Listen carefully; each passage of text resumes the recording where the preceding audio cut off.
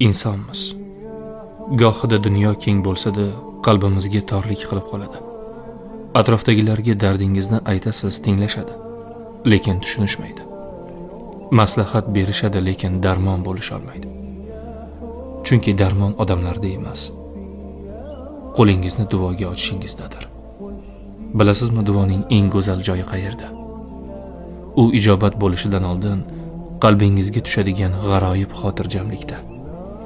Siz so'rayapsiz, demak siz yolg'iz emassiz. Sizni tinglayotganiga ishonganingiz bor. Robbim shunchalar oliyjanobki, bandasi umid bilan qo'l ochganida uni bo'sh qaytarishdan hayo qiladi. Agar so'raganingiz berilsa, bu in'om. Agar kechiksa, bu hikmat. Agar berilmasa, bilingki, u sizni o'zingiz bilmagan bir falokatdan asradi. So'rashdan to'xtamang. Sizning imkonim qolmadi deganingiz, u zot uchun birgina bo'l degan so'z xolos. Qalbingizni bo'shating. U sizni eshityapti. Agar duo qilishni nimadan boshlashni bilmayotgan bo'lsangiz, duo ilmi jamlangan naqd 7 soatlik audio kitob tayyorlab qo'ydim. Biodagi havola orqali o'tib, duo anatomiyasi audio kitobini hoziroq eshitishingiz mumkin.